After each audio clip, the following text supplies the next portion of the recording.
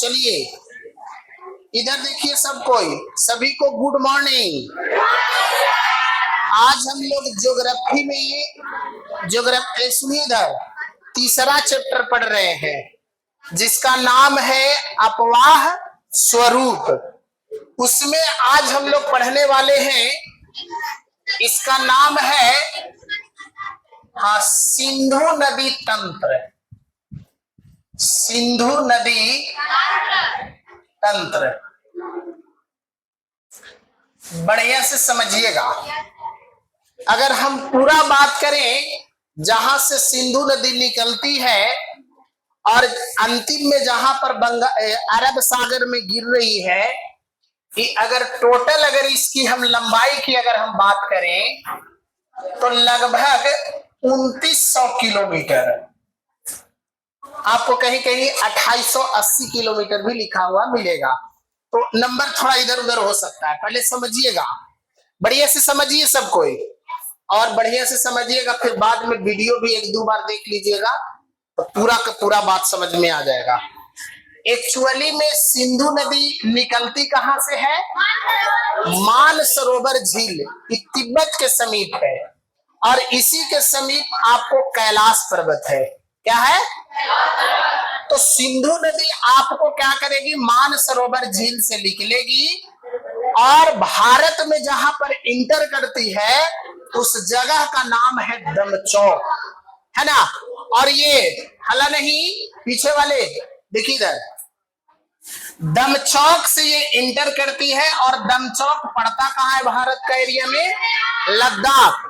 और ये नदी जो है ना पूरी तरह से भारत में लद्दाख में बहती है, और लद्दाख से बहते हुए ये आकर अपनी पूरी की पूरी पानी अरब सागर में छोड़ देती है। अरब सागर में अब जैसे ही जब ये भारत में दमचौक में ये एंट्री करती है, ध्यान देना, लद्दाख में, तो आपको सबसे पहली नदी सिंधु में आकर मिलती है, उस नदी का नाम जासकर है। कौन सा नदी? लद्दाख क्षेत्र से ही बहती है और जाके सिंधु में अपना पानी को छोड़ देती है। ओके, अच्छा, अब बात करते हैं, इसी लद्दाख से ही एक रीमो ग्लेशियर है, वहां से एक नदी निकलती है जिस नदी का नाम क्या है? सयोक नदी। क्या नाम है? सयोक नदी। ये भी अपना पानी आकर सिंधु नदी में छोड़ देती है। अब यहाँ पर एक लद्दाख के ही एरिया में एक ग्लेशियर है जिसका नाम है सियाचिन ग्लेशियर। सियाचिन ग्लेशियर से एक नदी निकलती है जिसका नदी का नाम है नुब्रा नदी। कौन नदी? नुब्रा नदी। और नुब्रा नदी सयोक की सहायक नदी है। सयोक की, तो नुब्रा नदी अपनी पानी किसको दे देती है? सयोक को। और नुब्रा और सयोक दोनों नदियों का पानी आकर किस में मिल गया? सिंधु नदी में। यहाँ पर देखो बाबू इधर, इसके बाद जब ये भारत से बहती हुई लद्दाख के एरिया से बहते हुई नंगा पर्वत को काट कर, नंगा पर्वत को, और ये भारत से जब बाहर जाती है तो उस एरिया का नाम है चिल्लास। का नाम है? लेकिन नंगा पर्वत को काट कर और चिल्लास से होकर ये भारत से बाहर जाती है। तो बताइए, भारत में सिंधु नदी कहां से प्रवेश किया? दमचौक। कहां से प्रवेश किया? और भारत से बाहर कहां से गई?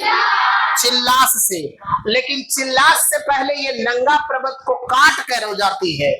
उसी प्रकार से अब अगर हम आगे बढ़े तो अफगानिस्तान के एरिया से एक नदी आकर भारत में प्रवेश करती है, और उस नदी का नाम है गिलगित नदी। कौन नदी?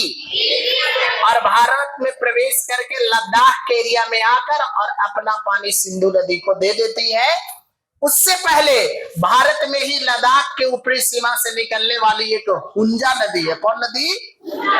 हुंजा नदी जो है वो अफगानिस्तान से आने वाली गिलगित नदी में अपना पानी छोड़ देती है, और गिलगित नदी की पानी और हुंजा नदी की पानी दोनों आकर भारत में लद्दाख एरिया में मिल जाती है सिंधु में आकर।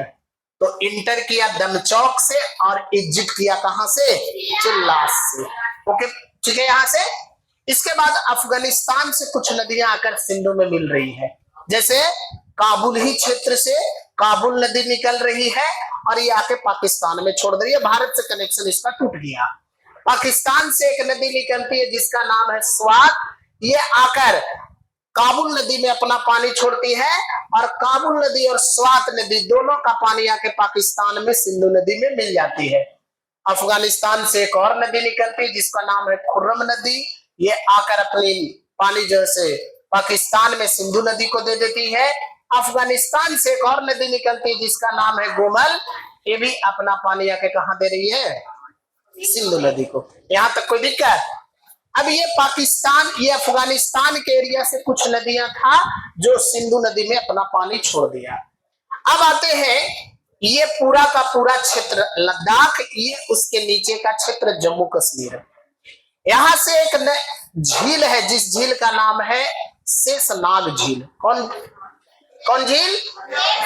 शेषनाग झील से एक नदी निकलती है जिसका नाम है झेलम। क्या नाम है? ये पूरे जम्मू कश्मीर के एरिया में ये नदी बहती है और भारत के बॉर्डर से लगे हुए रहती है। और झेलम नदी आकर अपना, देखो यहाँ पर ये झेलम नदी का कनेक्शन है। यहाँ पर अभी आप देखिए, ये आपको झेलम नदी है और हिमाचल प्रदेश से एक नदी निकलती जिसका नाम है चिनाब नदी। कौन नदी? ये हिमाचल प्रदेश से निकलती है चिनाब नदी और झेलम नदी आकर चिनाब नदी में ही मिल जाती है। हिमाचल प्रदेश से एक और नदी निकलती है जिसका नाम है रावी नदी। रावी नदी हिमाचल प्रदेश से निकलती है और ये अपना पानी जाके चिनाब में छोड़ देती है। हिमाचल प्रदेश से एक और नदी निकलती है जिसका नाम है ब्यास नदी। एकमात्र हिमाचल प्रदेश से निकलने वाली जो नदियां हैं, ब्यास नदी, ये भारत में ही निकलती है और भारत में ही समाप्त हो जाती है। तो आपसे पूछा जाएगा ऑब्जेक्टिव क्वेश्चन में, कौन सी नदी भारत से निकली और भारत में ही? ब्यास नदी, है ना। तो हिमाचल प्रदेश से ही निकलती है ब्यास नदी। और क्या होती है, मानसरोवर झील से एक और नदी का उद्गम होता है जिसका नाम है सतलज नदी, जो भारत में प्रवेश करती है सिकिल्ला दर्रा, माने हिमाचल प्रदेश के एरिया में। और ये अपना ये सतलज नदी में ही ब्यास नदी अपना पानी को छोड़ देती है और जहां पर ब्यास नदी अपना पानी छोड़ती है वहां पर एक बैराज बनता है जिस बैराज का नाम है हरिके बैराज। क्या नाम है? और इसी बैराज से इंदिरा गांधी नहर का निर्माण हुआ है। तो ब्यास अपना पानी सतलज नदी को दिया और सतलज नदी और ब्यास नदी अपने पानी को ले आकर, ठीक है ना, यहां पर आकर चिनाब नदी में ही पानी छोड़ दिया।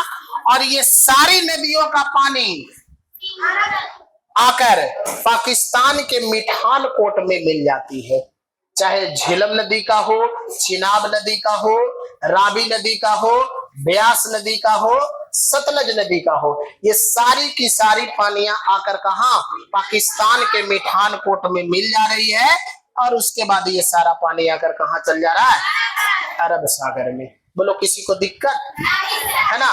तो इस सारे चीज को हम लोग, बैठ जाइए थोड़ा सा, इसको बोलते हैं हम लोग सिंधु नदी तंत्र। सिंधु नदी, बढ़िया से इसको आप लोग ना याद कर लीजिएगा, क्रम से याद कीजिएगा तो ज्यादा बेहतर होगा। जैसे झेलम नदी, चिनाब नदी, रावी नदी, ब्यास नदी, सतलज नदी।